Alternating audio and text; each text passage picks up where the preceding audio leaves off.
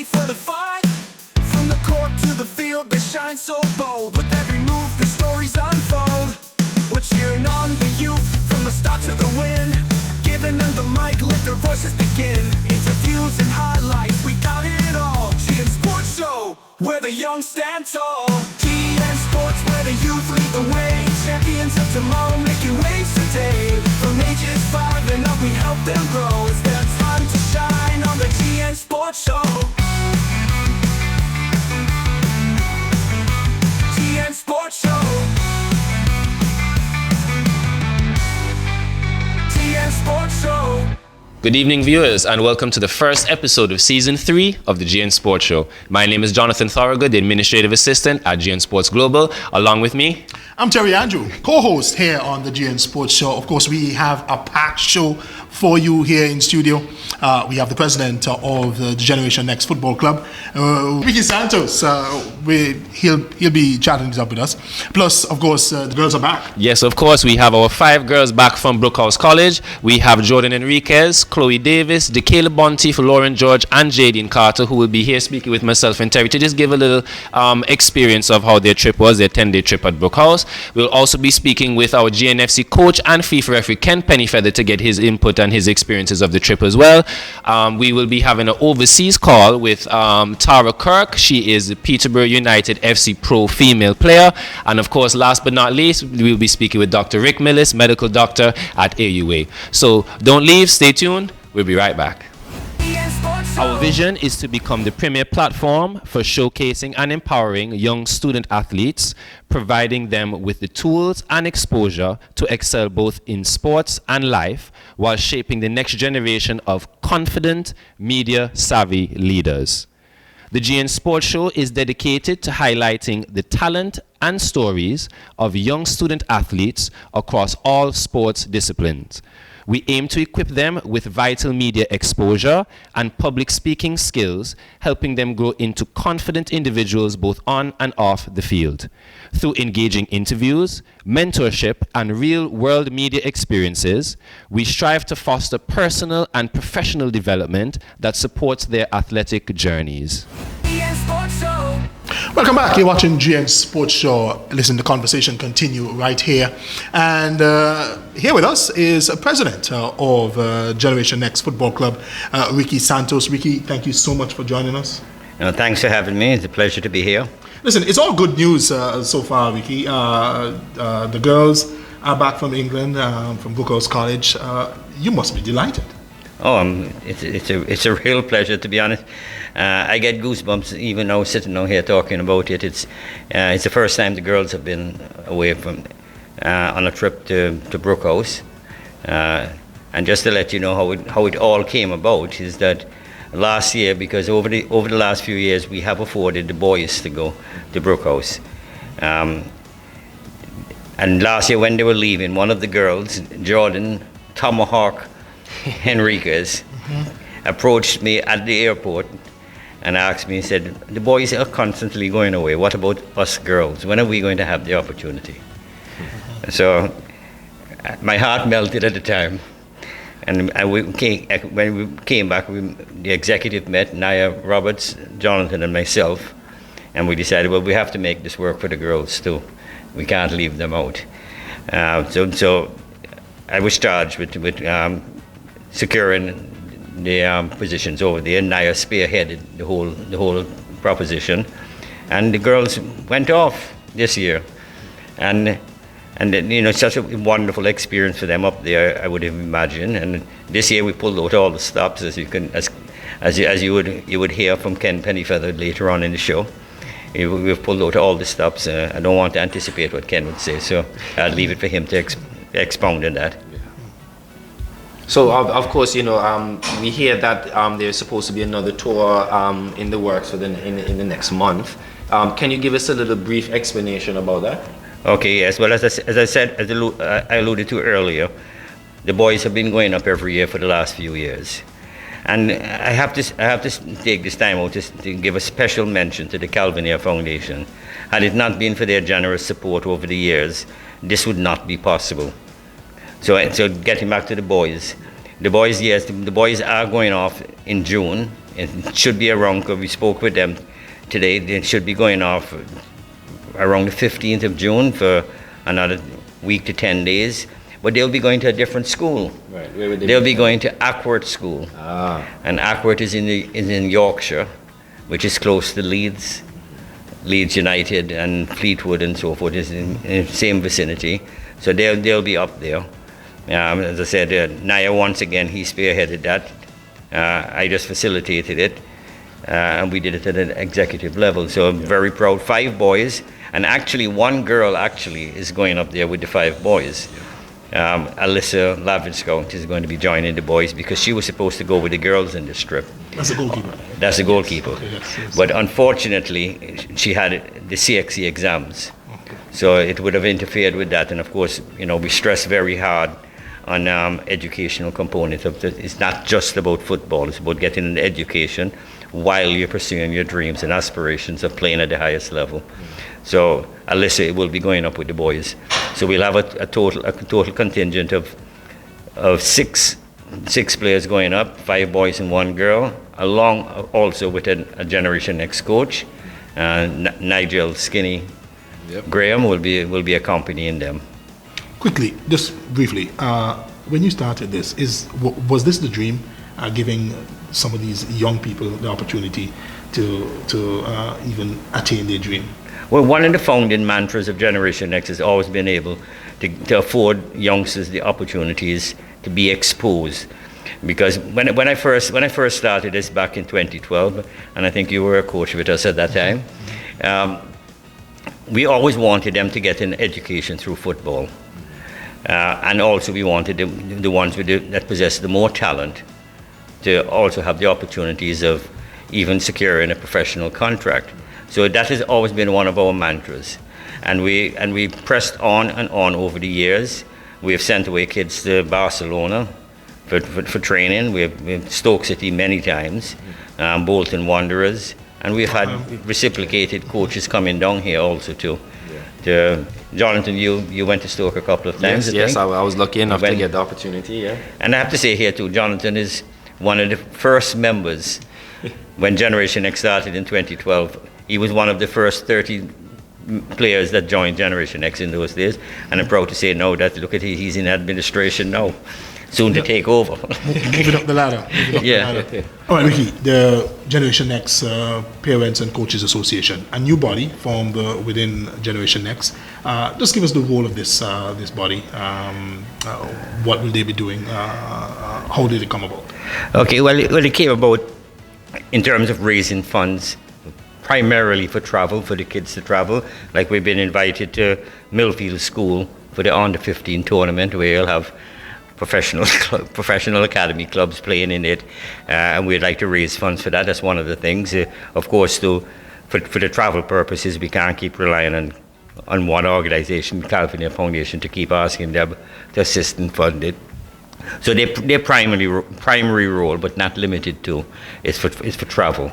Very fortunately, we got a group together, and they have done very well in 2 short weeks, raising some significant funds. Yeah.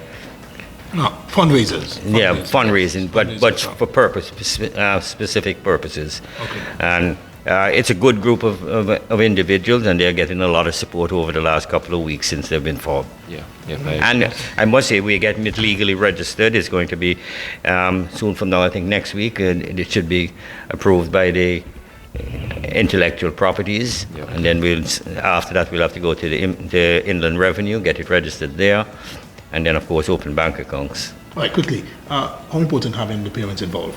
It's extremely important, and it's good also to make them feel part of it, because we always like to consider Generation X as a family, not really as a club, even though it is a club. We like to consider it as a family, so everybody working together for one sole purpose, which is the players, the kids, creating opportunities. For instance, when people would say that, Ricky, you've done a wonderful job. It's not about Ricky. I couldn't do it without the coaches. I couldn't do it without the support of the parents. So everybody combined is what makes the club a success. Awesome. So can you tell us a little bit about the ongoing ACB Caribbean Youth League? I know that we've already completed our under 7, 9s, and 11s and 13s, but can you give us a little bit about what is currently going on right now? Who is playing, what matches we have left? Yeah, well, we're just winding down towards the end now. I think we have 2 weeks left, this Saturday, the following Saturday. I must say that this year has been the most competitive. No one team is really dominating, even though Pickers has done extremely well this year. Generation X has slipped off slightly.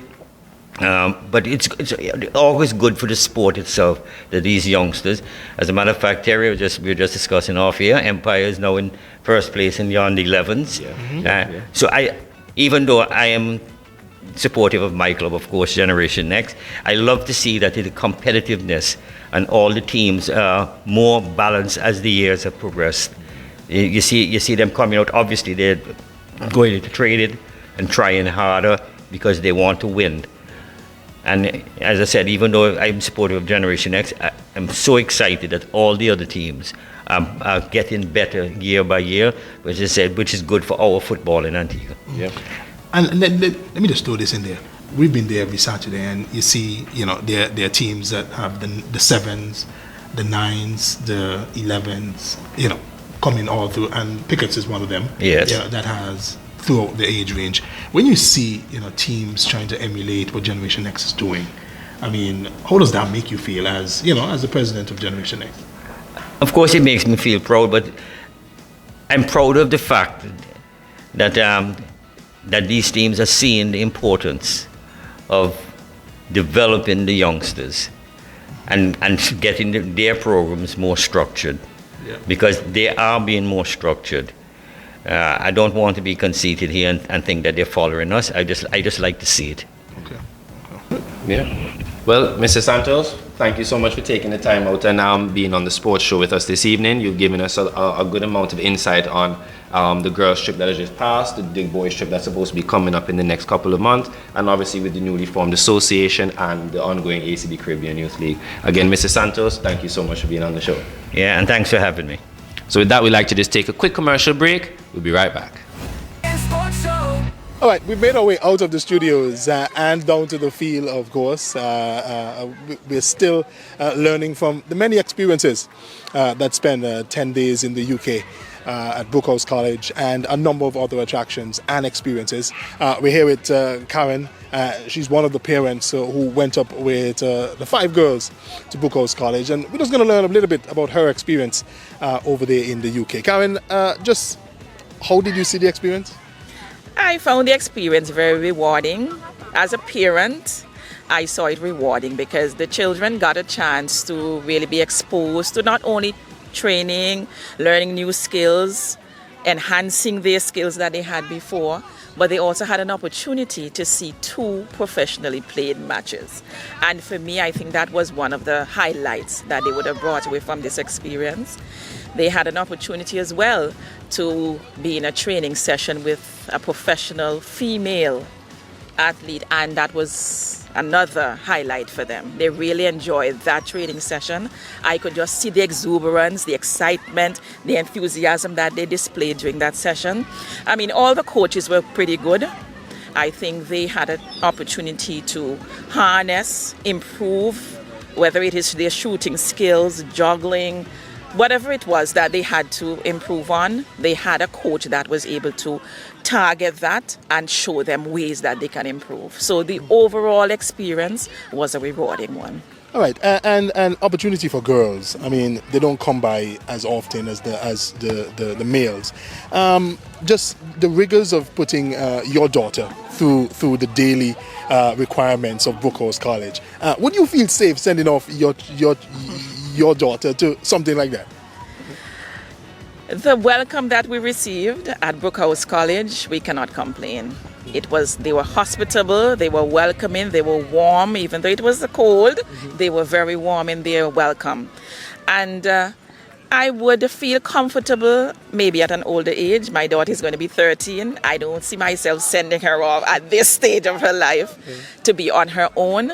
But if she graduates from high school and eventually wants to pursue that, I would be quite comfortable. Brooke House is set up in such a way that you can be comforted knowing that it will be well taken care of.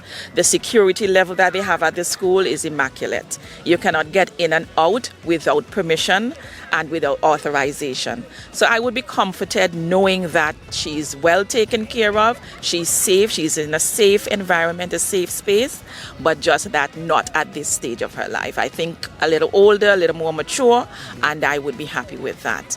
You spoke about opportunities for young ladies, and it is so true that you would have more opportunities arising for men, for the males.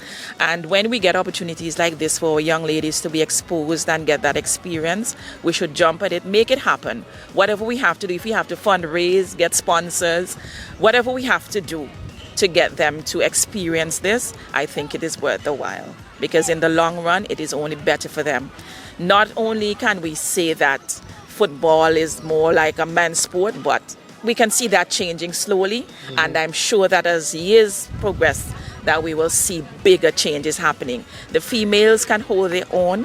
And I'm just reflecting now on a match that our young ladies played with some of their male counterparts at their age level, and they really held their own. The guys figured that they were going to run them over, but they didn't. They really held their own and gave them a great challenge. So as the sport, advances, I can totally see our young female athletes advancing and even taking full lead in this area. Yeah, and I think that's the goal. Right. That is the goal. We have more stories to share with you. We have Catherine here with us, and she as well, like Karen, went over to the UK with her daughter and 4 other footballers, female footballers, just to get that experience over at Brooke House College. Catherine, your thoughts? What did you experience? It was an amazing experience for the girls. I think their major challenge was the weather, of course, and then also the strict schedule, because the only thing they didn't do really was the academics. So they had to get up for a certain time, they had to eat breakfast, they had to have lunch, they had to rest, they had to be at training. So it was a strict regime which they were not accustomed to, but they quickly adapted. Also playing with the boys, boys naturally don't like to pass to girls, so they really had to bring the A game. And in first time playing with the boys, I think they showed the boys that they were worth being there, and the boys started giving them a little respect. Yeah. The daily rigors of what is expected of them as a young footballer at Brooke House. How do you think they navigated those daily days? I think they did very well. Even the first day, traveling from here, I think they went 24 hours straight. Because by the time we landed, it was about an hour and a half when we met the principal. He gave us a welcome. And then they were in the gym. And then the same day they had training. So I think they probably functioned in less than 4 hours sleep. So they really adapted. The next day, it was 7:30, you have to be at breakfast, and they got into the routine very quickly. They definitely brought their A game, better than I think all of us thought they would, because we thought they would have been tired and lethargic, but no, they pushed through. What is the takeaway from you for the whole experience as a parent? The biggest takeaway is there is still a lot of development sport in Antigua. Not just from the perspective of football, because I have another child that's in basketball and a husband that played both sports. And I think the major take back would be if we could invest more in our young athletes. There's so many others that could do well in opportunities like these, but they're not placed in the right position at the right time. So I think maybe developing something more in the schools where these kids could be targeted and some assistance given to them, I think that would be a great asset. I think that would help us to identify future national players even, because sometimes we know it's not always the best player that gets to go away. Sometimes you have better players that are here, but they're just not identified. They're under the radar. So I think the biggest thing for me is how much our sporting programs in the school can be developed.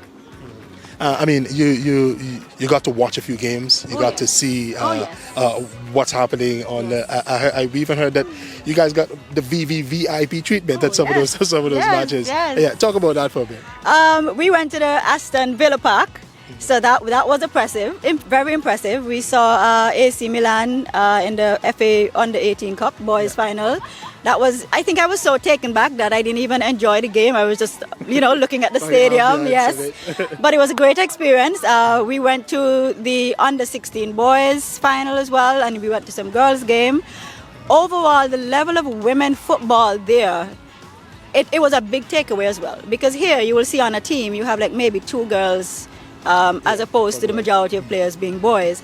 And I don't think it's because we don't have girls that can play. I think there's just, it's not in the front enough where girls realize that they can do it. So I think what this trip has done and the media that it's gained will help girls see that there are opportunities for them to play in the sport and succeed. Yeah, and I mean, people like your daughter and the other girls that went through, I mean, the opportunities are endless for girls, and they would have seen that. Oh yes, of course. I think they realized the only thing they didn't get up there was the academic, and then they would now have to, if they were offered scholarships, they would now have to fit that in. So it's not just a play around, get up, and you have to follow the regime. You have to balance. You have to balance your work. You have to balance the game, and you have to cope. I think another thing that they've learned is coping, because it's not easy when you have to wake up and stick to a regime and perform. At the end of the day, you have to cope, and it's taught them as well for life. I think I've said this before, things coming at you from so many different directions, and you have to manage them. I think this is something that they have learned as well, is to manage their time and cope and get what they need to get done. All right, Kathleen, thank you so much for sharing with us, sharing your experience. All right, Dane Bontiff has joined me here on the field, and Dane is a parent of one of the girls who went off to the UK just to experience Brooke College and what it was like. Dane, just your thoughts, what you heard. No, first of all, before they left, were you a bit scared? No, I wasn't scared at all. It was actually a happy moment for me, actually seeing my daughter being able to travel for an opportunity that I never had. So for me, it was an exciting moment. Yeah, opportunities that we never had, and our kids, and of course we want our kids to get it all. We want our kids to experience it all. What did you hear about it? What was your thoughts after maybe seeing her coming back, or even talking to her while she's there? Well, from all indication, she indicated to me that she had a good time. It wasn't just about going to England. It was about being able to go to an institution where she saw children who are gearing up to be professionals, their whole routine, being able to wake up in the mornings, be disciplined, wake up, meet breakfast on time, go to training, go to sessions, go to meetings, just that discipline element which is required from that early age, and that for me was very important.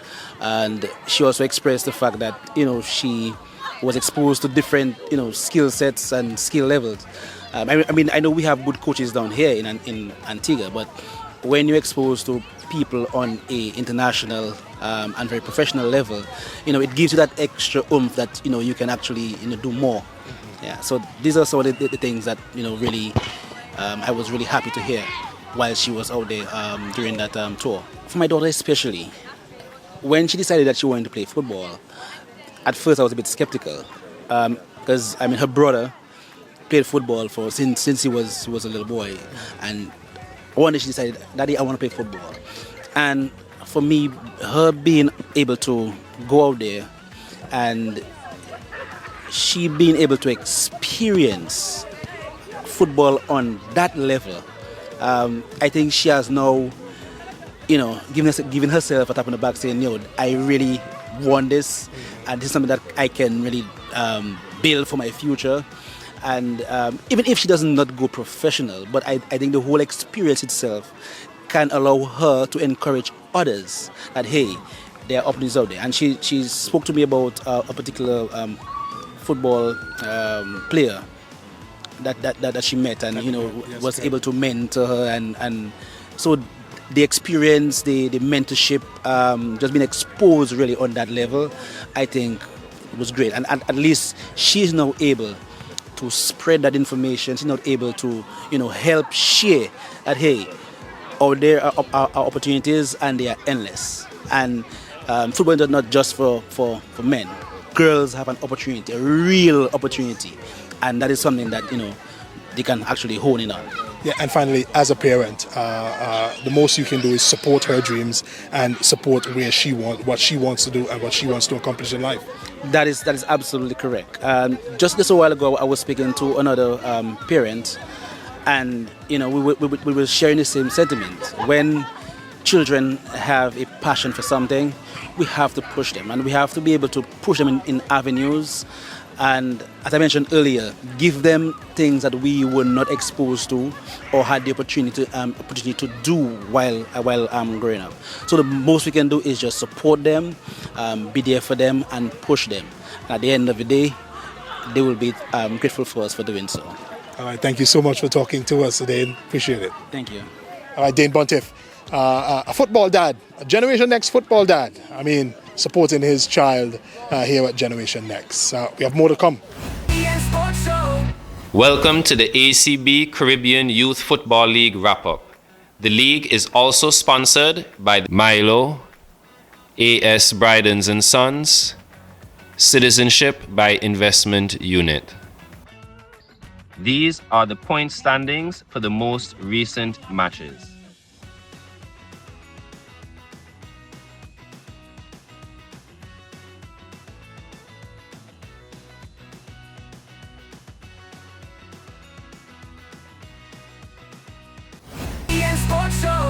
All right, we've moved from the studios now to the field, where the girls are back, as we told you. And speaking to us first is Jadine Carter. She was one of 5 girls that went over to the UK for a 10-day visit. We're going to ask her experience. Jadine, thank you so much for joining us. Welcome back. Do you like the sun or the cold? The cold, definitely. You like the cold? Yes, by far. All right, just tell me about your time over at Brooke College. It was amazing experience. I never expected to be in that position where I get that experience, so I'm really grateful for it. I loved everything. It's very similar, the training especially, to what we do down here, so I didn't feel like if I was, too much out of it or like I didn't understand what the coaches were saying, because it was very, very similar. All right, give me specifics. Something that you learned that maybe you weren't abreast to hear, but something that you learned that jumped out at you that you were like, oh, is this? Yeah, I never really knew how to juggle a ball. Okay. But when I went up there, one of the coaches, Corey, he really helped us with how, because most of us don't really know how to juggle the ball like that. So he really helped us with that, showing us how to throw up the ball to practice and stuff like that, and how we can practice on a daily basis. All right, you saw other young people like yourself wanting to be a professional, and you know what it takes what it's going to take to be a professional. Just tell me about the environment and the atmosphere that they create around these young people at Brooke House. So all the coaches are really welcoming, and the staff at Brooke House are very welcoming. You could have normal conversations with them. It's not a problem. Like, they really make you feel like if you're a part of them. Awesome. And it's easy to talk to them. It's easy for them to tell you, hey, what you're doing wrong or what you're doing good. And they're very encouraging. Like, even if for the slightest chance, if you couldn't do something and you got it, they would be so proud of you, and they will be making noise for you because they're encouraging. Yeah. Your parent, your mom there with you. How was that experience, having your parent there to support you? And just to let you know everything is going to be okay, just continue to be yourself and push yourself. My parents are very supportive of me, so I love having my mom there. Like, I don't really like going places without my mom. So she was very encouraging. She helps all of us. If I'm speaking for everybody, I feel like us having our parents there was really good, because we had somebody we could talk to when we go, and like we weren't on our own. We could always communicate with our parents, and they were there recording us and cheering us on the sidelines. Nice. Okay, we heard you spoke with a professional footballer, and I think that's a big deal, because I'm sure you want to be a professional one day in your life, and you get to chit chat. What is a takeaway or an advice that maybe she gave you guys that's going to stick with you forever? Training with Tara was really good. she was very communicative with us. She taught to us like if we were on the same level. She treated us like, how we are, and not all the time you get the kind of coaching like what she gave us, so I enjoyed it. Okay, finally, just before I let you go, I'm serious. This is the last one now. No, you want 10 more questions, don't you? No, but this is the last one. Before you went, you had an idea in your head of what you want to do with your future. After you experienced that and coming back home, what is that? Has that thought changed, or has that even amplified more for you to go to be something else that you want to be in your life? Well, nobody ever knows what they're actually going to become when they get older, but when I went up there, it made me fall in love with football even more, because I never thought that football in the UK would be like how we experienced it, and it was really good, and it didn't really change my insights, because I still think that if I push hard enough, I will have a chance professionally, but if I don't, then I have football. I could maybe become a coach or anything else. Like, I don't have to be in the professional game, but it was really good. But you saw some professional, you saw some matches there as well. Talk about those. I heard you guys had VIP treatment at one of those matches. Yes, at Burton we had some very good VIP treatment. We took a tour of the stadium. It's so beautiful up there. I love the game. Everybody up there comes together as a community. They're all a big community, and they cheer on their players, their fans, and all their chants and stuff. Those are what I really love, their chants. That is the English experience. Thank you so much, Carter, for talking to me. I wish you nothing but the best in the future as you go on in being a professional footballer for Antigua and Barbuda, and of course making your parents proud. Thank you so much for talking to me. All right, we have more girls to talk to. We'll be right back. All right, another aspiring professional footballer, Dakayla Buntiff, joins us on the field. Dakayla, welcome back. Hi. Your experience, what is your takeaway from the UK trip? I would say I took back a lot of things. The experience was amazing. Brooke House, everybody was lovely, welcoming. But we went away to games. People were lovely. The players, amazing. The games were good. There were some things that we learned that I could definitely say built me up to. Sorry, what are some of those? What are some of those things? Just put your hand on two that you think maybe can help you in the long run, or you can share with your friends now you're back. Well, when we were training, everybody was doing the same thing. I'm a defender, so in training here, I kind of stay away from shooting because I'm not the best at shooting. But I got more comfortable shooting over there because we had to. It was part of the training, so everybody was doing it. I'm definitely more comfortable shooting now, and I could say my kicks are definitely stronger. Yeah. Yeah, I mean, left back shoot too. Left back can score goals. As long as you're playing, you can score goals. Yeah. All right. Opportunities for young girls. That is something that doesn't really come often as the boys would do. Just your thoughts as the opportunity and how gracious or how in tune you were with that 10-day period. You know what I mean? Getting an opportunity that maybe don't come around twice in a lifetime. Yes, I never thought that opportunity would find my way, especially because I would say I recently started playing football. But I was very grateful to be able to go so far away to play football and to get a feel of what it's like to go to school for football.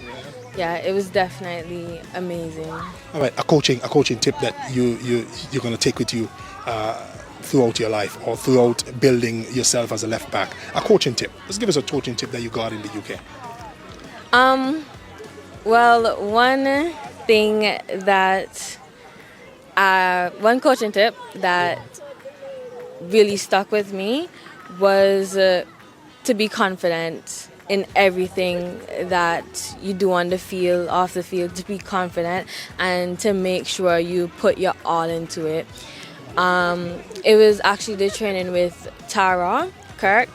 She said to do it with confidence. You cannot go halfway and then pull out, because it will not work. You have to go full. Yeah, and you see that tip works for life as well. Yeah. In your everyday life, your schoolwork, and so forth. All right. Another aspiring footballer, Jordan Enriquez, joins us on the field of play. Her nickname is Tomahawk. So we're gonna go with Jordan, and we're gonna go with Tomahawk at times. Well, just your thoughts of spending the last 10 days in the UK. Well, it was an amazing experience. The coaches were welcoming. The principal, Mr. Smith, he was welcoming too. From the matches to the gym to practice, it was an amazing experience. They taught me how to, they taught me different skills. They taught me how to kick powerful, like with my right foot especially, because that's my weak foot.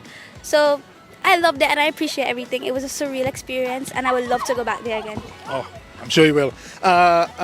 For your position, a left midfield, give me a takeaway that maybe a coach gave you, for playing your position, or just as an entire footballer. Just give me a takeaway from a coach.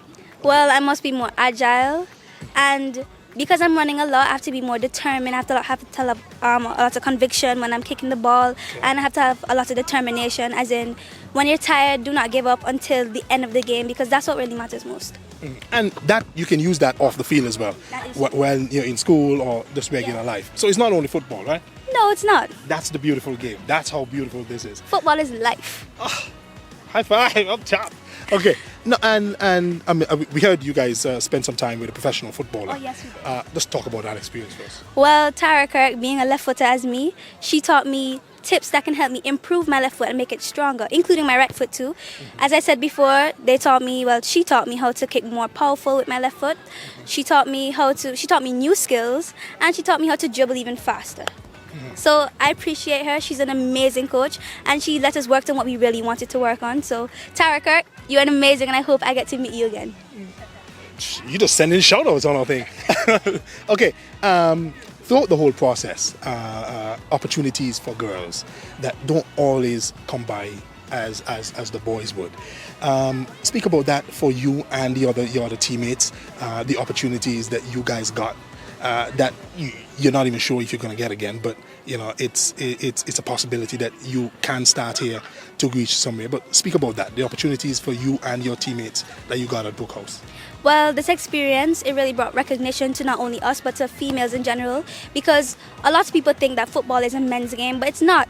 And females are actually showing that football is both a gender equality, it's a gender equality game. And from this experience, it not only taught me that girls can play football too, and girls can do anything like boys can do, probably even better, but it taught me that girls are powerful, and we can fight through any challenges that we go through. So this opportunity was really amazing, and I appreciate it a lot. All right. No worries. Let me jump back in. Listen, you saw other young people like yourself training to be a professional. They're not a professional yet, but they're training to be a professional. That's an environment that you think you can thrive in, correct? Yes, I see my future at Brooke House a lot, because I want to become a professional footballer when I get older, and then retire and do other stuff that I like to do. But right now my main focus is on football, because I see my future in it, and my brother's future too. And he's the one that I actually look up to, who brought me into football. So I want to make a huge shout out to my brother too. Oh, Josh? Yes, Joshua Enriquez.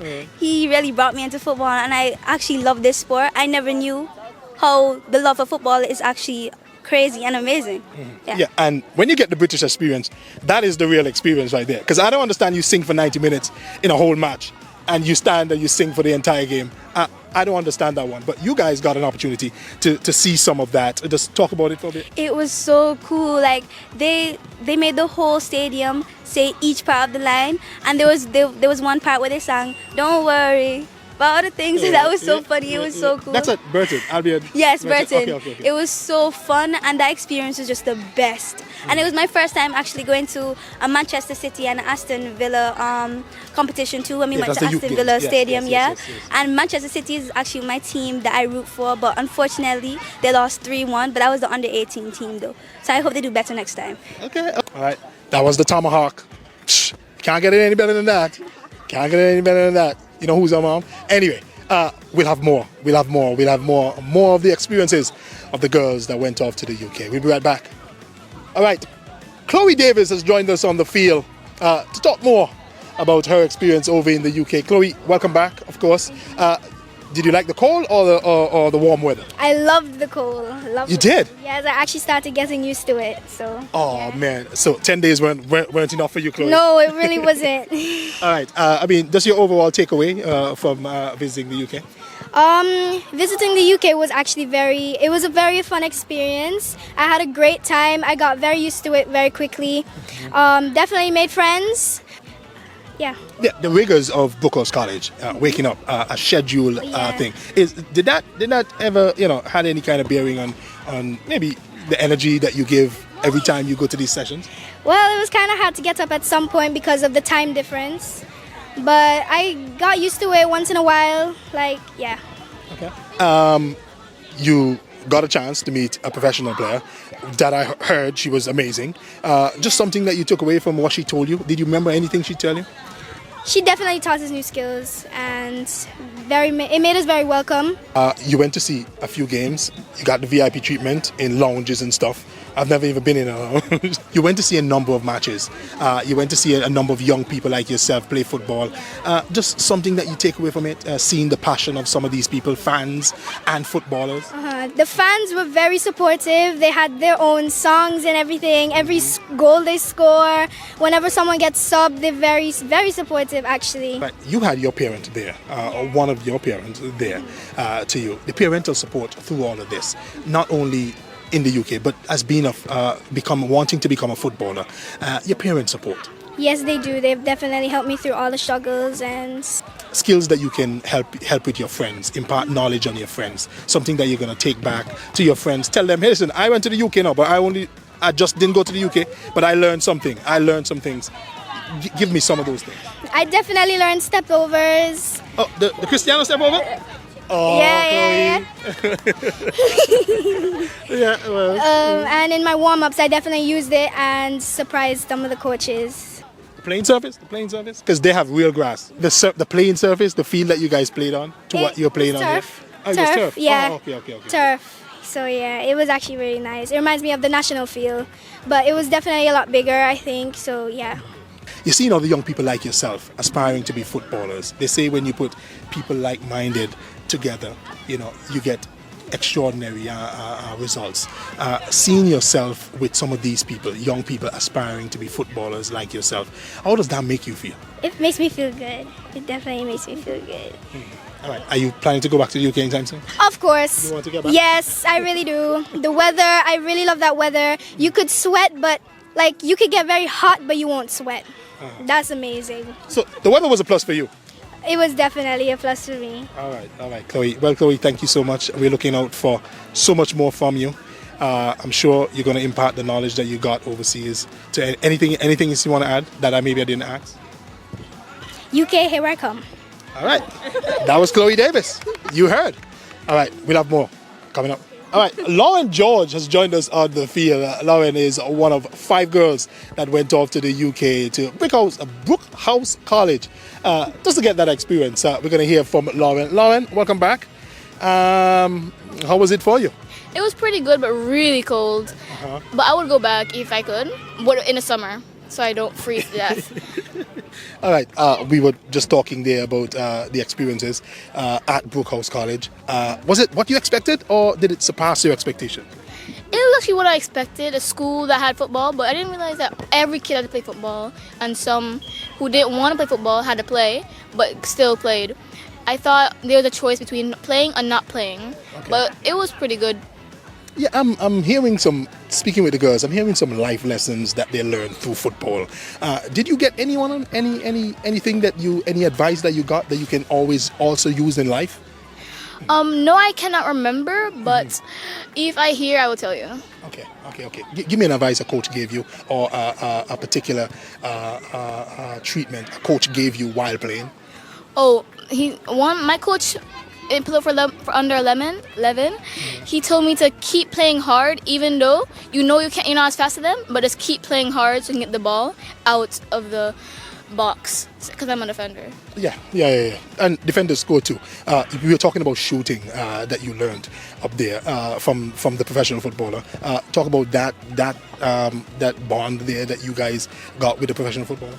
Oh, she was really nice. She taught me that when I first started shooting, I kept going over and not into the goal.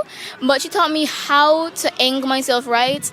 Because she's a left footer and I'm a right footer. Even though she's a left footer, she still taught me how to use my right foot properly. And I even approved of my left foot. So it was more than football there. It was more than football there for you guys then. All right, you saw the environment and what it takes to be a professional footballer with young people like yourself. What was it about being a part of that environment at Brooke College? Well, it was really good, and they were very supportive. Even if you missed a goal or something, they'll be like, "It's okay, try again." And most of them are really supportive. All right, and I think this is a big one. Advice for young girls here in Antigua.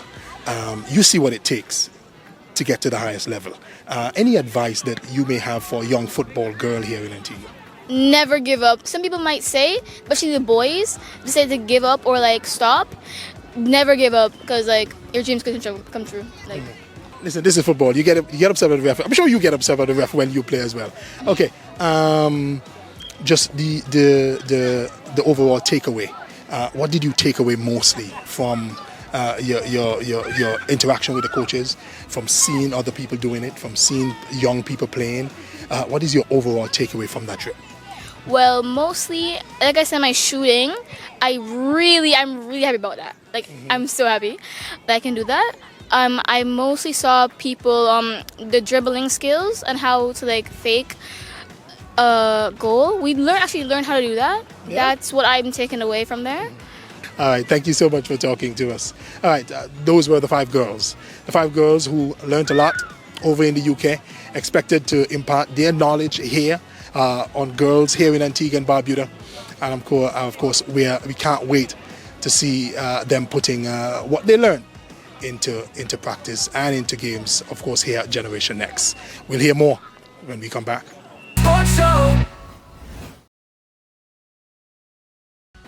The Calvin Ayre Foundation has forged a transformative partnership with the Generation Next Football Club through the CAF Advance Academy, creating a beacon of hope for young footballers in Antigua and Barbuda.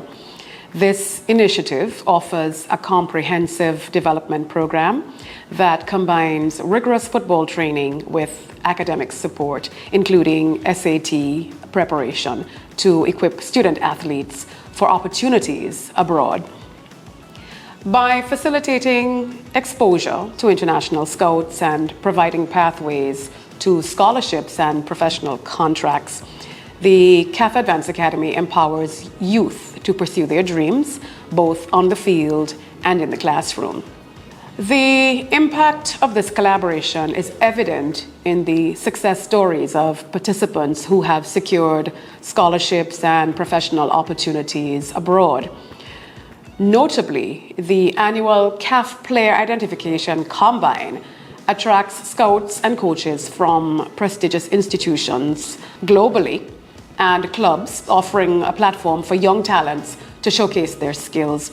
And this sustained investment in youth development underscores CAF's commitment to nurturing the potential of Antigua and Barbuda's young athletes, fostering a generation of leaders who can inspire positive change within their communities. At its core, the Calvin Ayre Foundation is dedicated to creating a better world by addressing social and economic inequalities. And with a focus on education, sports, social development, and emergency response, CAF works tirelessly to uplift underserved communities and provide opportunities for growth and empowerment. And by investing in initiatives like the CAF Advance Academy, the foundation exemplifies its mission to enrich lives and to build a brighter future for all. And welcome back to the GN Sports Show. This is a special segment of our show where we'll be having an overseas interview coming live straight from the UK with Peterborough United FC pro female player Tara Mae Kirk. Good evening and welcome to the show, Tara. Hi, thank you so much for having me. Thank you as well. It's a pleasure to have you on the show. So we just get straight into it. A little bit about your past. You know, you've had a remarkable journey starting from Leicester City at just 7 years old. Can you share what those early years were like and how they shaped your development? Yeah, of course. So I signed when I was only 7 years old. I got scouted when I was on a school trip, and I went for my 6-week trial, and I made the team. I got signed, and it was one of the proudest moments of my life, I guess.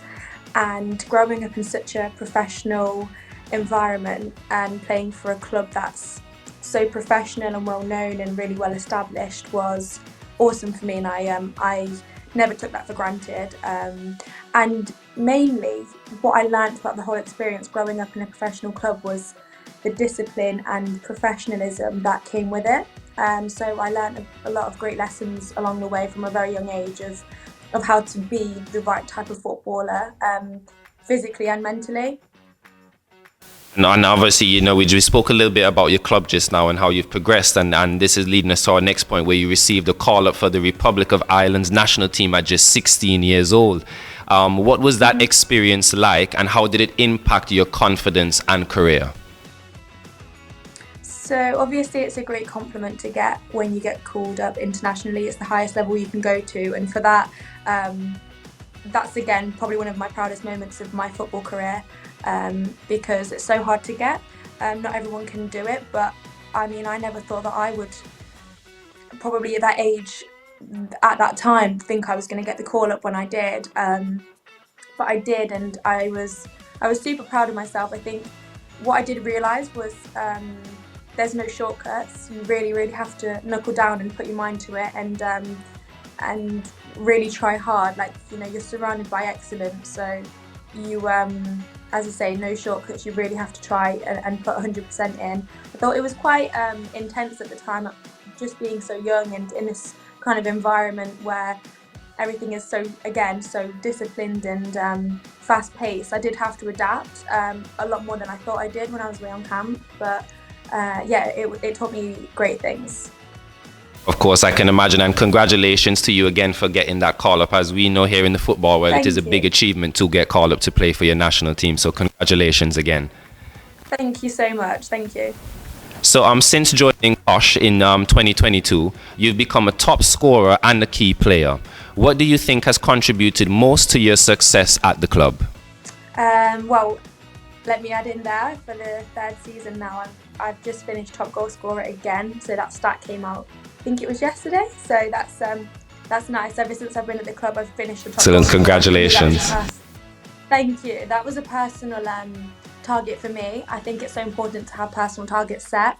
They don't have to be drastic or anything too large, but I think it's important to have something to kind of hit. And for me, that was more like a pride thing. I thought, I'm a striker, I'm the chosen first choice striker. I need to live up to that and prove why I am. So that's why I've always tried so hard to finish at the top. I think this season was probably, I'd say goal-wise, not as successful as previous years, but that was only because I think I've learned more about the game and how I can impact the game during a build-up to a goal rather than just being on the end of it all the time. So I think it's just always learning, and I'm proud with my achievements, but you know, it helps to be in a good team and surround yourself with the right people. And I think, as I say, mainly just have targets for yourself. Of course, and congratulations again.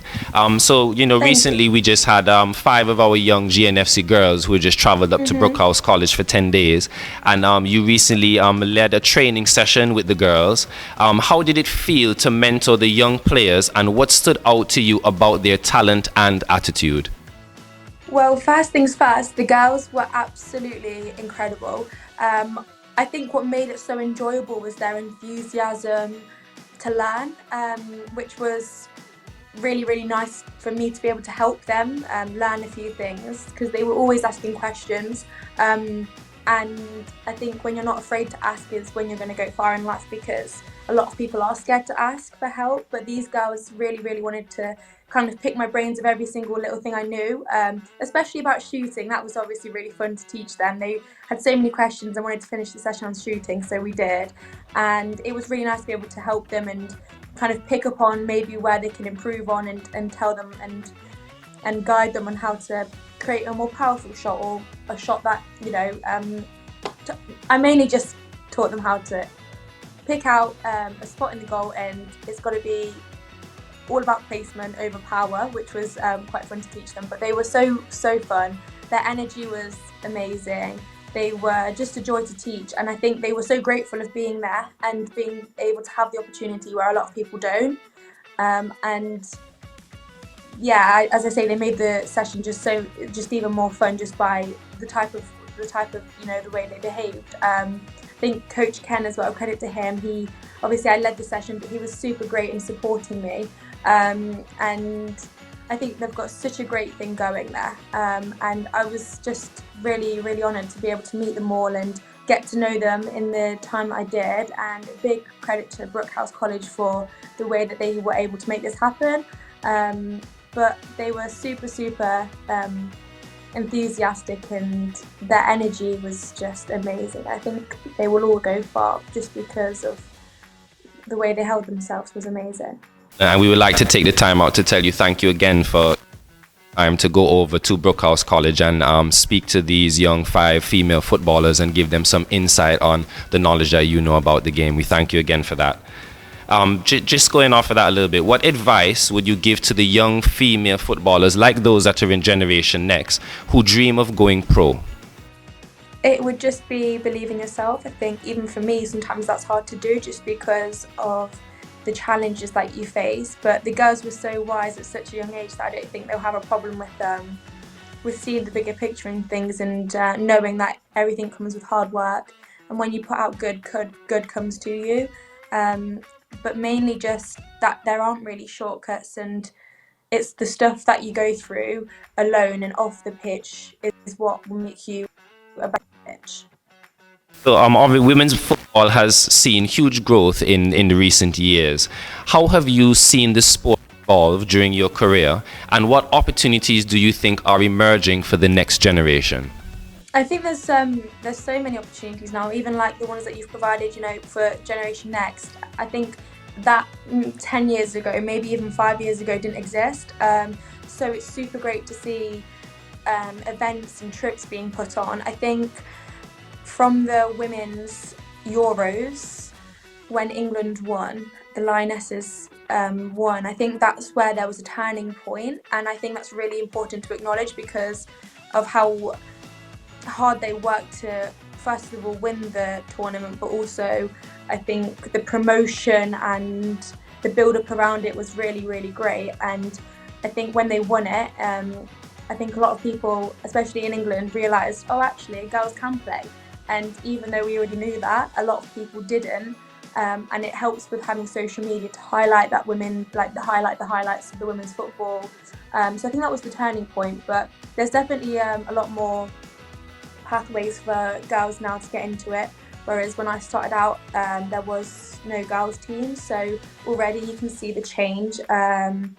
And I guess, for example, the Arsenal women's team, they managed to sell out the Emirates Stadium almost every game, so again that shows growth in the women's game, which is obviously incredible. So yeah, it's definitely on the way up, but I definitely don't think it's done yet. There's still a long way to go, but we have to acknowledge how far we've come, so yeah. So looking ahead, what are your personal goals both on and off the pitch, and how do you hope to continue inspiring the young female athletes? I love working with the younger girls who are aspiring athletes. To be honest, it's one of my favourite things to do at this moment in time anyway, while I have the flexibility and freedom to with the type of job I'm doing. I love meeting the young girls who want to become a footballer, especially just because I see myself in them. So I'll do whatever I can to be there for the younger girls that maybe attend my football matches. I'm always keen to give advice when they ask me, even when they message me after a football match that I've played that they've just watched me, and I'm always going to reply because like that's what I would want, or would have wanted when I was younger. And yeah, I think just being able to help each other really. And I guess on the pitch, I want to score as many goals as possible still. I really want to have the enjoyment and that feeling of scoring goals, and also creating them as well. I think there's a lot more to my game that I've probably realised this season, where I can probably move around position-wise, whereas last season I was very much the out-and-out striker. I think that this season, or the season that's just finished, I recognise myself as even like a number 10 or a striker still. So yeah, still learning. Tara, thank you so much for being on the sports show with us. We really appreciate it. I'd like to say thank you again for taking the time out to visit our 5 young female footballers that went to Brooke College, and we really look forward to hopefully seeing you in Antigua sometime soon. I would absolutely love to visit. Thank you so much for having me, and I just want to say again a credit to you guys and Generation Next. I really appreciate it, and best of luck to you in the future. Thank you so much. Thank you. And with that, we would like to just take a quick commercial break. We'll be right back. So I am Terry Andrew. Our guest in studio here with us is none other than Ken Pennyfeather, Generation Next coach, FIFA referee, and just recently he has another title. He was named the Sports Official of the Year here in Antigua and Barbuda. Ken, welcome. Thank you so much for joining us. Thank you so much for having me. I'm very grateful to get the opportunity to be on the show and talk about my experience, not only as a referee but also as a coach in the Generation Next, and also talk about the trip in England. So talk about our experience, myself and the girls that I took there. Yeah, so thanks for having me. Yeah, let's start right there. You've been kept busy these past weeks, being in England with the girls. Talk about that experience. What stood out for you? How was it? The experience overall being in England was different. First of all, this was my first time going to Europe. So getting an opportunity in England, I was kind of shocked, like, I'm here, I'm in England. So for just a moment or two, I was more excited than the young ladies in them. The trip was all about them, but I was pretty excited to get this opportunity to go, to be there, also to see how the professional coaches do in the school, the college, the coaches there, because they are professional. Yeah. They're there, they are professional. From the warm-up, the routine, everything, it was just very organized, very professional. And how our girls adapt, I love that for them, because most of the things the coaches doing there, we are doing here in Antigua. But it's a timing, how they do it, and how the procedure, how they lay it out. Right? So that was different, that was unique. Overall, the experience, I said, it was a great experience. We're glad to hear. So, speaking a little bit about that, on your trip as well, you were able to officiate 2 Junior Premier League Cup final matches. How did the standard of play and organization compare to what you're used to? For me, the level, because I did 2 games, yes. I did 2 games of female girl on the 16th and boys on the 16 cup games. For the female games, I was actually, trust me, even the young ladies I took there to watch them as well were so impressed. So 16-year-old girls playing like boys. In Antigua, they play like boys under 18, boys under 20. They were technical, the way they control the ball, the way they pass the ball, even the way they kick the ball. So our girls they kick very good. So I'm saying it's technique, right? So they're in a program. They're playing from very young coming up. And the way how they control the ball, they don't have to tell them, pass it left. They already open up their body, they're already playing it. So it's like from age 5, 6, 7, they're eating football. They know their roles, they know what to do, they're technically sound, so I'm very impressed. Then to talk about the boys under 16. These boys under 16 are playing like under 23 players. The standard is very good. So this, like I say, compared to Caribbean football to those guys, you could see, hey, this is a different level. And I guess the quality of training, the facility, and these things come into play. Of course. And you carrying the whistle in the middle of those 2 matches, was it a pinch yourself moment, like, wait, I'm really here? Am I doing this? Well, for me, basically, I referee bigger games than these games, you understand? But for, say, kids, and I'm actually doing a game in the JPL, like, wow, this is different. My first time in Europe and getting the opportunity to do the game. Because when I got the phone call from Mr. Santos, Ricky, and tell me, Ken, I know you're going to be disappointed because I can't bother get the ticket for you to go and watch Arsenal play. Because, I was so excited to go England and Arsenal is my team. So I said, Ricky, do what you got to do. Ricky said, Ken, I got you. But when Ricky tell me, boy, Ken, I'm sorry, but I can't get you to see the game, but I have better news for you. So I was like, well, go on. And then when Ricky tell me, Ken, I get the opportunity for you to referee in the Junior Premier League for a cup game, then I forgot about Arsenal. Forget about that. Because I'm getting to do something I love to do, and that is refereeing. Yes. So I was so grateful for Ricky giving me that opportunity to referee for the first time in England. Yeah. You understand? In a Junior Premier game, it's a club game. So we have to give thanks also for the Junior Premier League, Mr. Brooke, I think is Brooke. So we have to give thanks to him as well to give me the opportunity to showcase my talent. Yeah. And the feedback from them. Yes. So the feedback from them is like, I'm the best referee they have in that competition they ever see. So, I took the Caribbean and my whole back and take it there and I deliver. You represented Antigua so well. Not only they give me a feedback after Ricky called me, Ken, I'm so proud of you. you carry the Caribbean, Ken. Yep. I remember when I got that call from Mr. Santos as well. He was very, very proud of you. That is good. So what was the atmosphere like at the Burton Albion FC? I think you got to, you were hosted in the hospitality suite. You got to meet the chairman, and I think you also got to watch a live match as well. Tell us a little bit about what that atmosphere was like. Let me wait to start. First of all, the stadium, we got a tour of the stadium when we got there. And to see how a professional operate, because it's a League One game, that's the third highest division in England, right? Yep. So when we got there, it was like, ooh, this is a nice stadium. They have a nice stadium. It's not mega, but it's very nice. So we have a tour of the whole stadium, the locker rooms, and to see how the home team locker room is. Like, the guys in a hotel here and the footballer come to play. So it was very good. And then to talk about the pitch side now, the quality of the pitch, it's nonetheless. We wish we have these pitches in Antigua, and then we can put in that work. But on the photos, I was telling Johnathan, I'm looking at the grass. I'm looking at the fields, especially when you guys are taking pictures. So I'm looking at the field just to see the difference in what it's like. As in, when you touch that, it's grass you're feeling. Quality. But not only that, to be host in the suite was a fantastic experience. I swear we was at a 5-star hotel because we got starters, we got mains, we got dessert, and we had a football match. That's what I wanted to say. That's VIP. That's what I'm saying. Yeah. In the VIP, and we was feel like royal. And this is football they're watching. Yeah. Oh man. Yeah, it was fantastic. They hosted us very, very well, and I have to tell Ricky again. Thanks again, Ricky, for that experience we get to do over there. They roll out the red carpet. They roll out the red carpet for us. Awesome. All right, the Brooke College now, and that's where the girls. That's where the girls did their training. Your thoughts on the environment there, and I mean, it is something that you would want to see these girls get a chance to go into.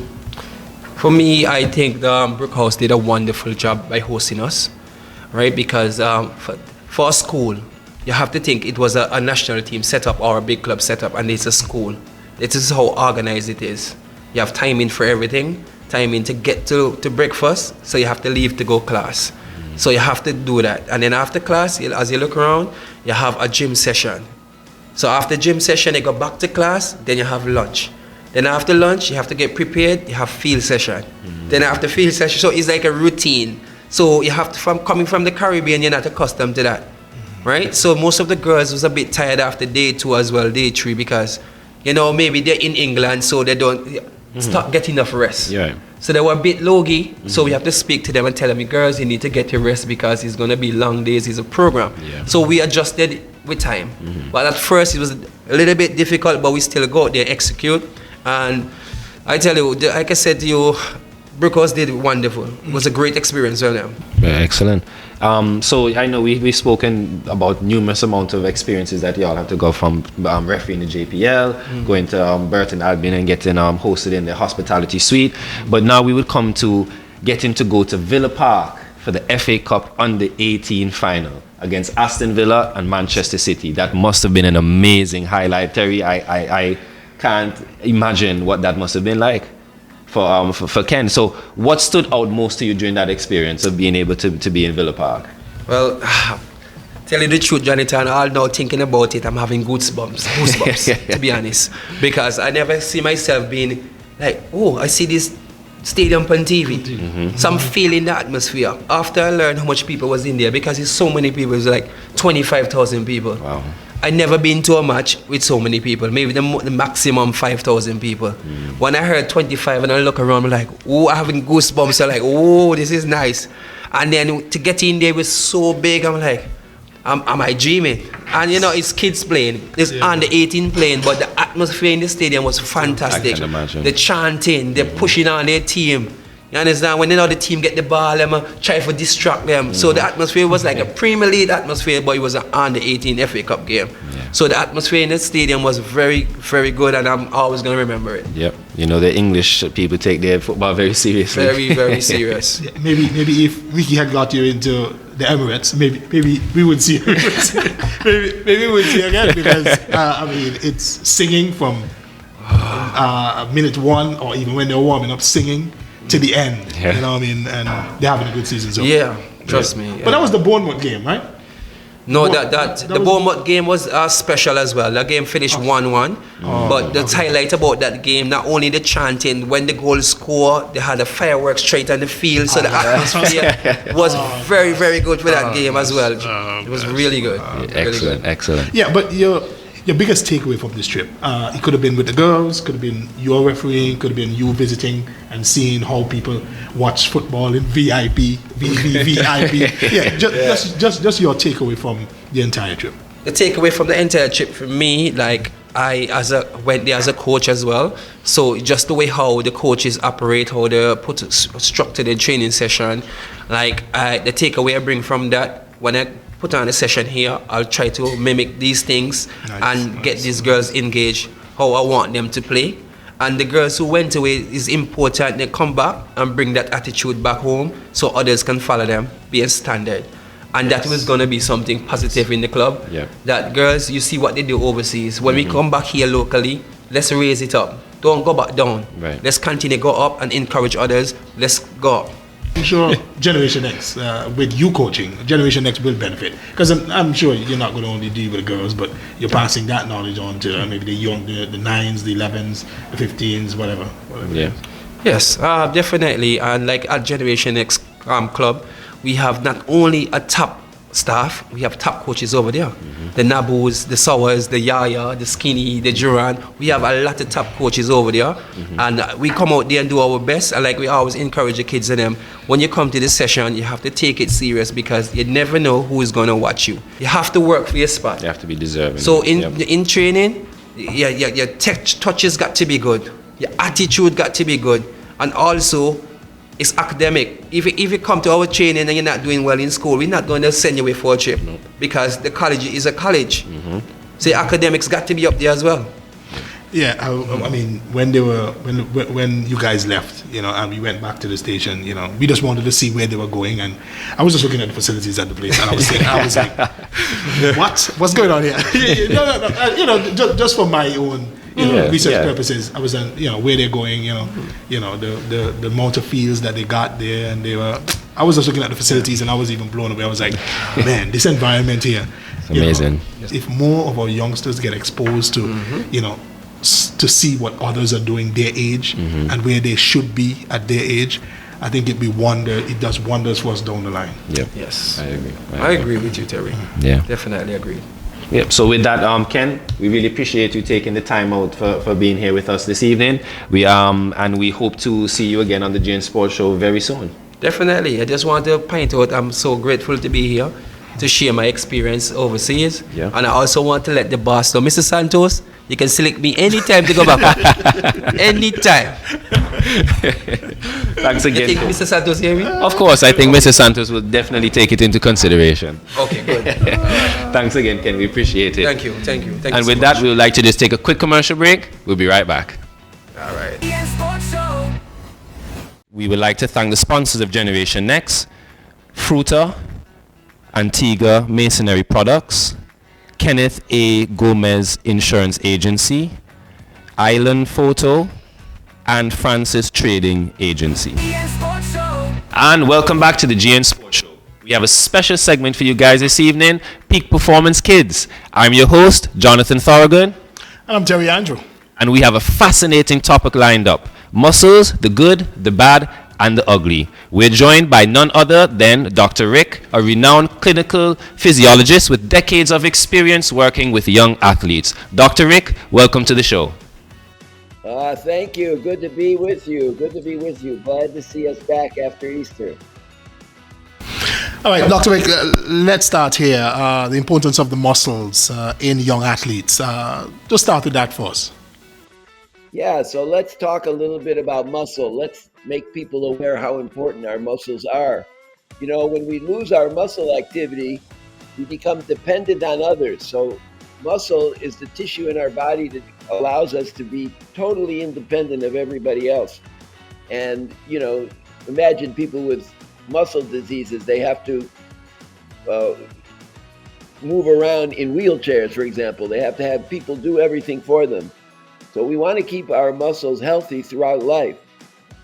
Now, the youth sports is a good place to train your muscles for a life of independence, resilience, because muscles make us strong and make us resilient to traumas, make us resilient to many, many diseases, and they're adaptable.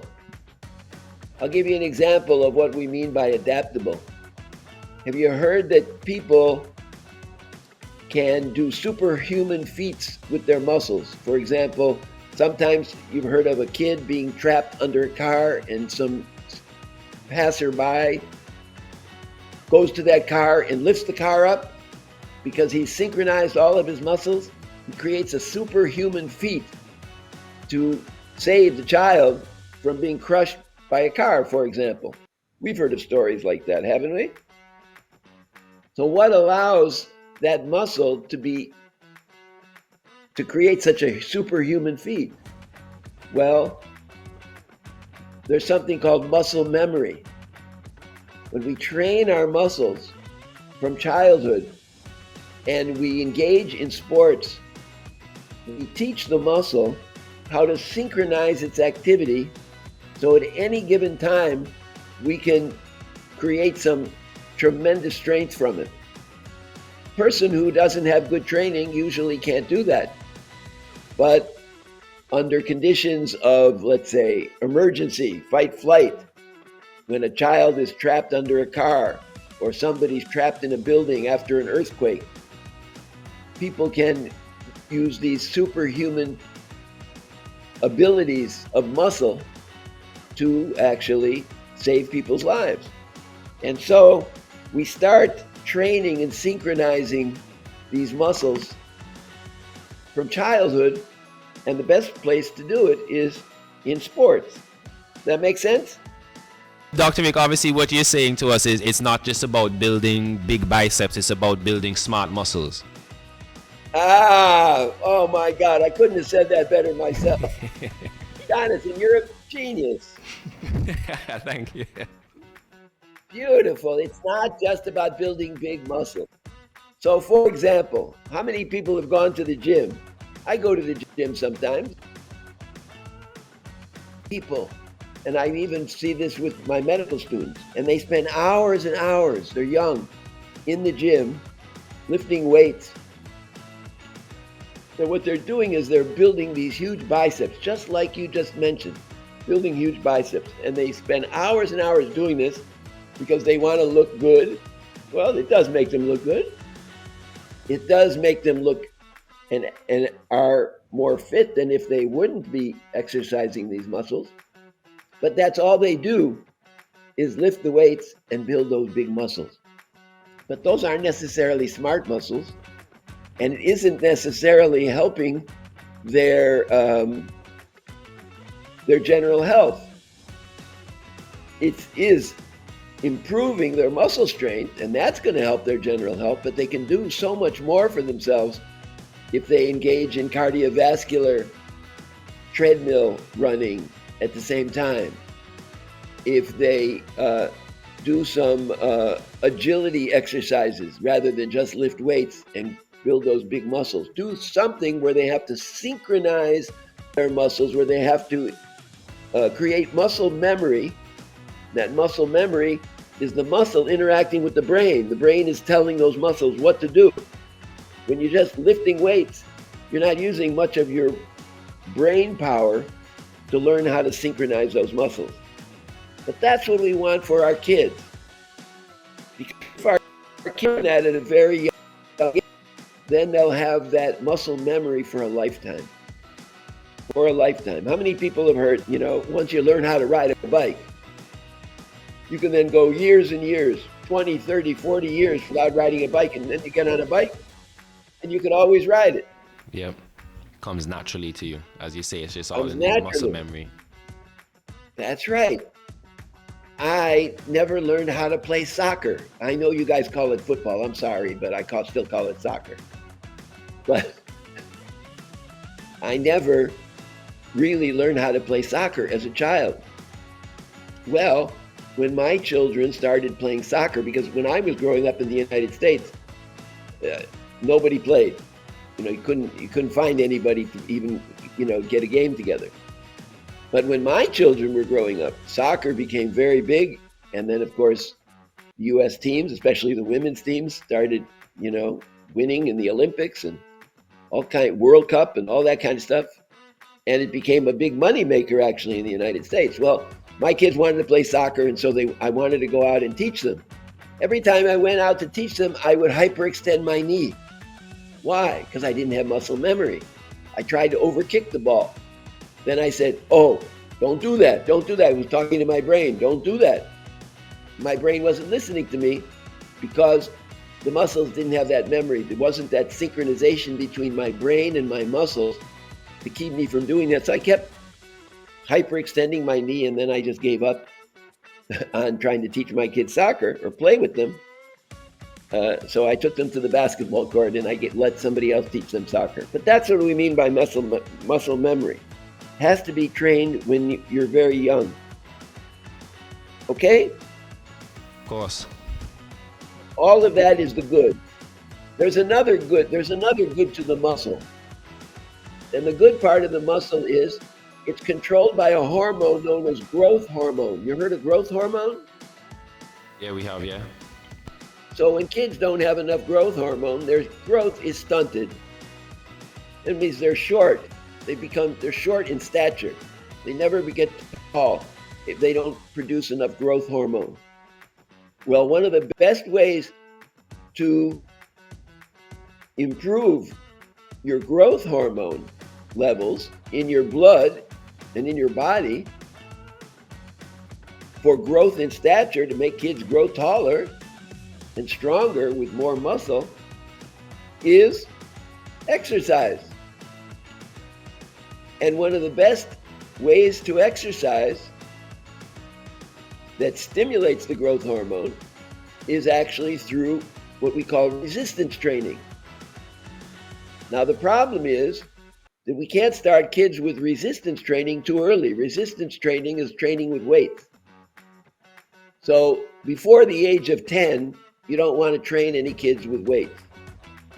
But starting at the age of 10 to 12, starting out with light weights improves their growth hormone and helps them grow taller. You also don't want to feed these kids too much sugar. So that's part of the bad and the ugly. The bad and the ugly is that you will stunt a kid's growth, you'll inhibit and reduce their ability to grow muscles and grow taller by feeding them a lot of sugar. Sugar actually inhibits the production of growth hormone. Isn't that amazing? So how many kids have diets that are full of sugar? The majority. And that's stunting their growth. So the smart parents are parents that limit the sugar and feed the kids protein. Protein has amino acids. the amino acid that's known to produce the most growth hormone in the body is called arginine. Arginine. And one of the foods that has the highest amount of arginine in it is turkey breast. So that's protein. So feeding the kids high protein diets, it doesn't always have to be turkey breast. There are other protein foods that have arginine in it too, but turkey breast happens to have the most, so it's the most effective. So if you substitute the protein for the sugar, instead of inhibiting growth hormone, inhibiting this muscle growth, what are you doing? You're stimulating it. You're stimulating it. So again, the bad is feeding sugar. The bad would be not feeding enough protein. So giving the kids cereal in the morning, the sugary cereals in the morning, is going to inhibit their growth hormone. The other bad that parents can do is not make sure the kids get enough sleep. Oh my God. How much sleep do you think kids need? About 7 to 8 hours. Try 9 to 11 hours. How much, sorry? Try 9 to 11 hours. Wow. So kids who are going through growth spurts need 9 to 11 hours. Now, when we were teenagers and we were going through growth spurts and we would sleep 9 to 11 hours, our parents would usually do what?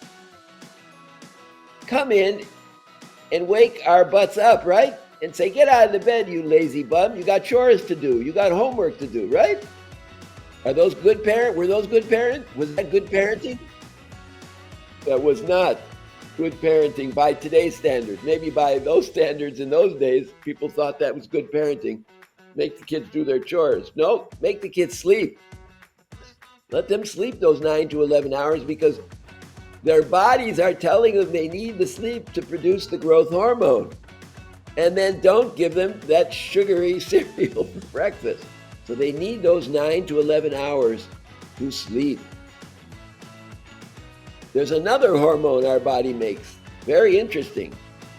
Has anybody heard that some people have sleep problems and take this substance called melatonin that you can buy in the drugstore?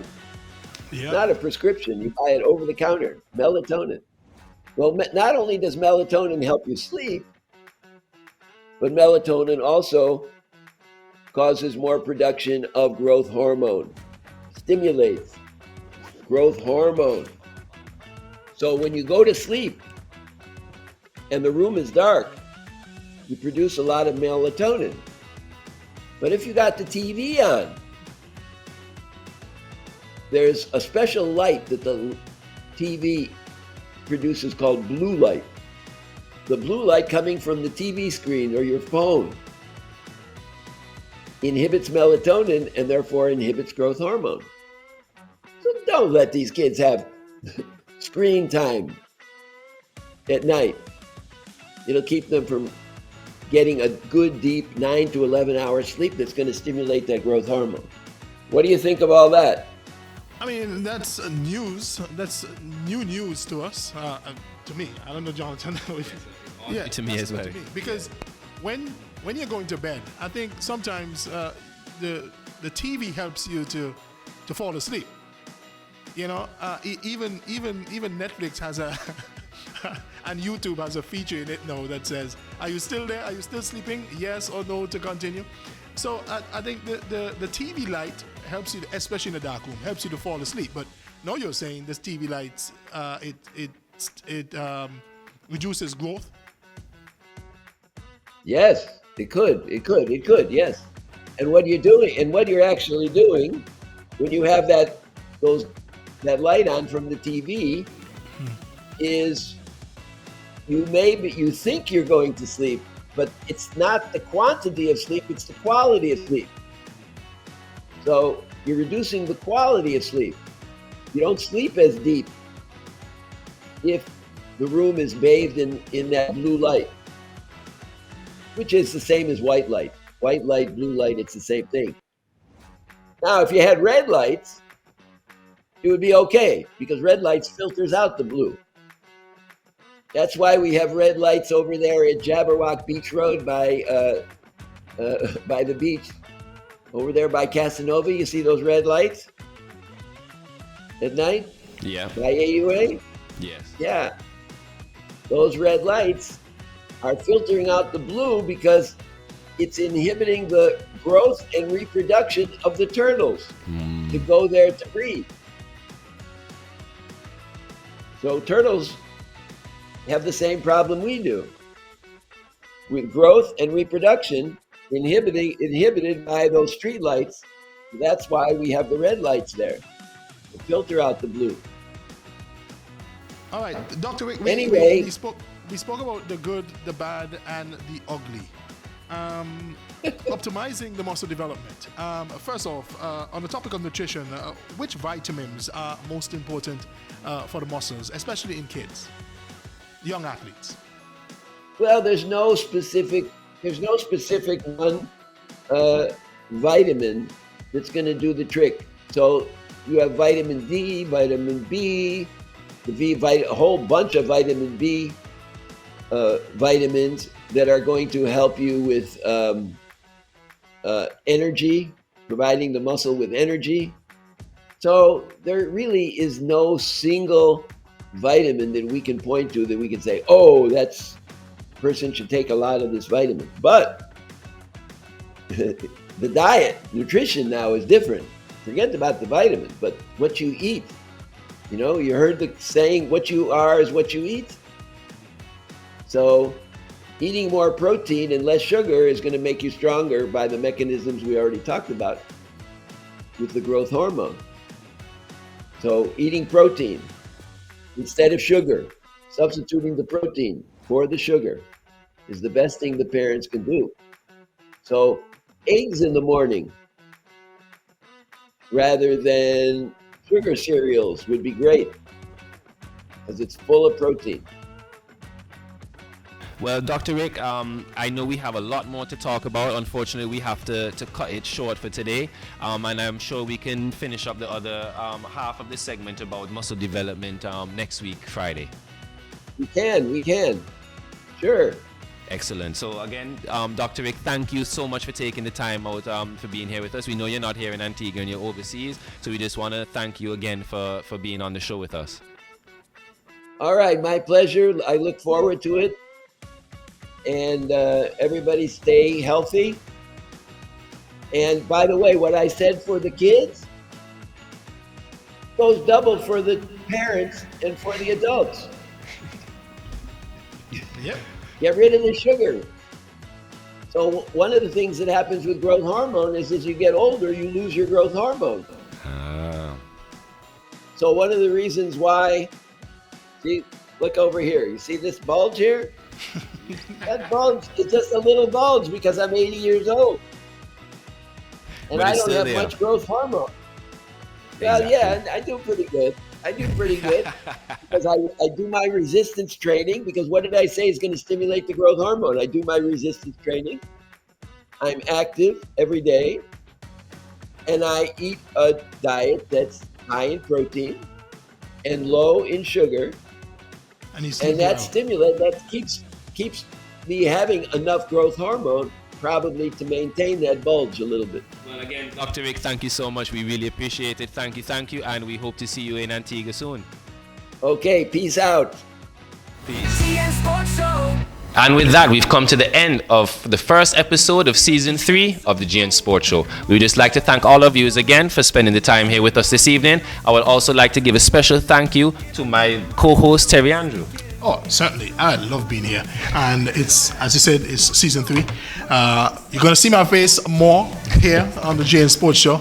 Of course, anytime we're talking sports, I'm all for it, especially with young people, developing young people, hearing the stories. I love to be a part of it, but awesome. Yep. And with that, we hope to see you guys next week. Take care.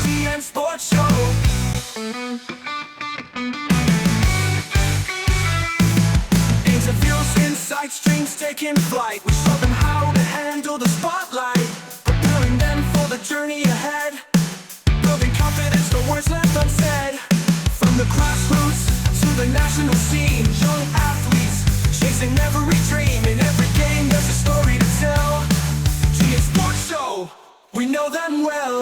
GN Sports, where the youth lead the way. Champions of tomorrow, making waves today.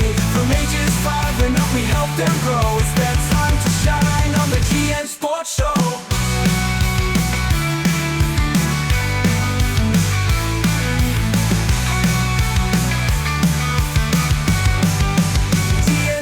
Show. Interviews where the youth lead the way. Champions of tomorrow, making waves today. From ages 5 and up, we help them grow. It's their time to shine on the GN Sports Show.